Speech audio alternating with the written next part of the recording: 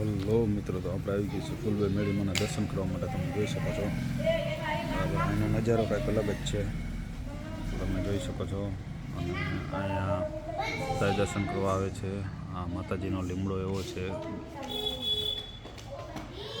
જો તમે એનો કંઈક નજારો અલગ જ છે બરાબર.